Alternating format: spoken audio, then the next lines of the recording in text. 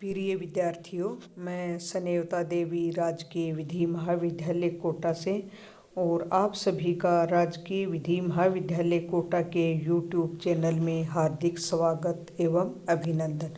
और मैं आशा करती हूँ कि आप अपने घर पर स्वस्थ होंगे, सुरक्षित होंगे और आपका परिवार भी स्वस्थ होगा, सुरक्षित होगा। इन्हीं शुभकामनाओं के साथ शुरू करते हैं पर्यावरण विधि में आज का टॉपिक। आज पढ़ेंगे अपन सेक्शन 20। अब सबसे पहले वैसे तो अपन पीछे के जो टॉपिक में है देख चुके पर्यावरण क्या है, और आप तीसरी, चौथी, पाँचवीं क्लास से पढ़ते आ रहे हैं कि पर्यावरण क्या है। लेकिन देखो विद्यार्थियों, एक बात महत्वपूर्ण है कि स्वस्थ शरीर में ही स्वस्थ मस्तिष्क का वास होता है। और स्वस्थ मस्तिष्क कैसे होगा? जब अपने आसपास का वातावरण अच्छा होगा, अपने घर का भी वातावरण अच्छा होगा और अपनी संस्थाओं, महाविद्यालय जो भी हैं उनका भी वातावरण अच्छा होगा। और अच्छे वातावरण के लिए अपने को प्रयास करने पड़ते हैं। एक तो जैसे कभी कभी खेतों में जाते हैं, हरा भरा पेड़ पौधे, हरी भरी खेती, हरी भरी फसल, तो बड़ा जी खुश होता है और वहाँ मन भी लगता है। और एक बड़े बड़े शहरों में कभी जाते हैं, ठीक है विकास तो कर लिया और विज्ञान बहुत आगे बढ़ गया है और आर्थिक युग है, पैसे भी खूब हो गए हैं, लेकिन फिर भी सुकून नहीं है। इसका कारण चिड़चिड़ापन और एक दूसरे की होड़ करना, इसका प्रमुख कारण यही तो है कि अपना वातावरण सही नहीं है और बढ़ता प्रदूषण है और बढ़ता ध्वनि प्रदूषण, जल प्रदूषण, जिससे कि हैजा, टाइफाइड अनेक बीमारी हैं। वायु प्रदूषण देखा जाए, यदि भारत सरकार के आंकड़ों को उठाकर देखें तो आज भी देश में सबसे ज़्यादा मौतें वायु प्रदूषण के कारण ही होती हैं। और शहरों में तो जानते ही हैं, जितने बड़े शहरों में जाएंगे उतने ज़्यादा प्रदूषण होगा। पहले से फैक्ट्रियाँ, दूसरी बात इतने साधन, जो कि दिल्ली में आए दिन कोर्ट को समय संज्ञान लेना पड़ रहा है, सुप्रीम कोर्ट को प्रदूषण को लेकर। और जो अब फिलहाल कोविड-19 महामारी चल रही है, ये भी फेफड़ों को प्रभावित कर रही है सबसे ज़्यादा, और प्रदूषण भी सबसे ज़्यादा फेफड़ों को प्रभावित कर रहा है। तो इन सब बातों को ध्यान में देखते हुए अपने को यही ध्यान रखना है कि ज़्यादा से ज़्यादा हरे भरे पेड़ पौधे लगाएं, पेड़ हरे पौधों को काटे नहीं। ये अपने एक टॉपिक ही से ही संबंधित है। मतलब पेड़ पौधे बचाएं, ज़्यादा से ज़्यादा लगाएं। तो आज का अपन ने पहले पढ़ा था केंद्र सरकार की शक्तियाँ, राज्य सरकार की शक्तियाँ, केंद्र बोर्ड का गठन, राज्य बोर्ड का गठन कैसे होता है, इनके क्या क्या कारण हैं। आज अपन वायु, अब जो अपन पढ़ रहे हैं सबसे पहले तो वायु प्रदूषण एवं निवारण नियंत्रण अधिनियम 1981 पढ़ रहे हैं। इसके अंतर्गत आज पढ़ेंगे सेक्शन 20 धारा 20। क्या है सेक्शन 20, क्या कहती है, चलो देखते हैं। मोटर गाड़ियों से उत्सर्जन के लिए मानक सुनिश्चित करने हेतु निर्देश देने की शक्ति धारा 20।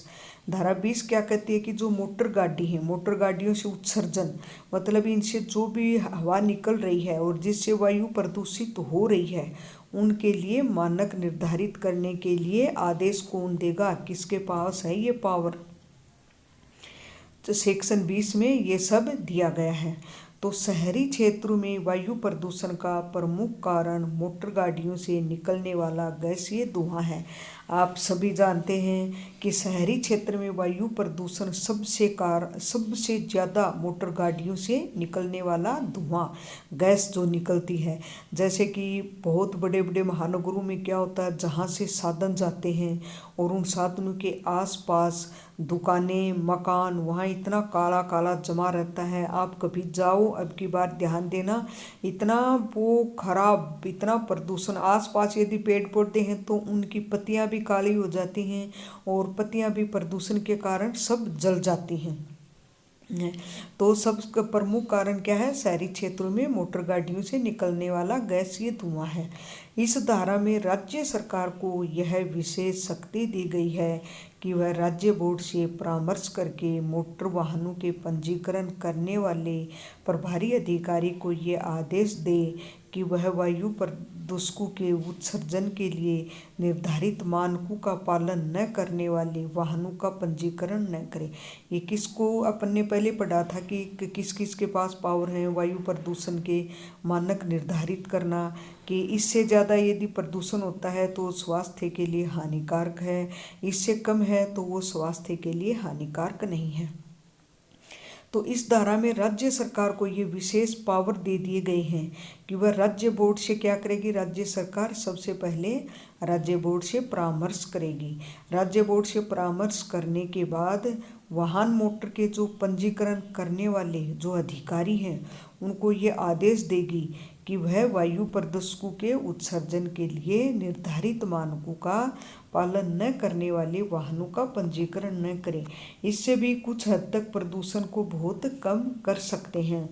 एक को अपन यदि जो भी राज्य सरकार हो या केंद्र सरकार हो, जो भी रूल हैं, जो भी रेगुलेशन हैं, यदि प्रत्येक भारत का नागरिक उनका पालन करने लग जाए तो बहुत सीमा तक मतलब जो भी जितने भी रूल रेगुलेशन का पालन करे तो बहुत सीमा तक अपन अनावश्यक चीज़ों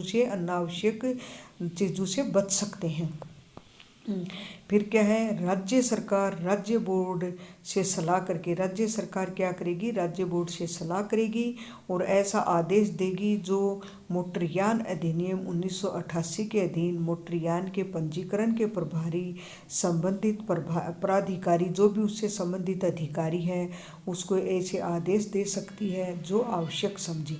और ऐसे प्राधिकारी द्वारा इस अधिनियम या उसके अधीन बनाई गई नियमावली में अंतर्विष्ट किसी बात के होते हुए भी ऐसे अनुदेशों का अनुपालन करने के लिए आबद्ध होगा।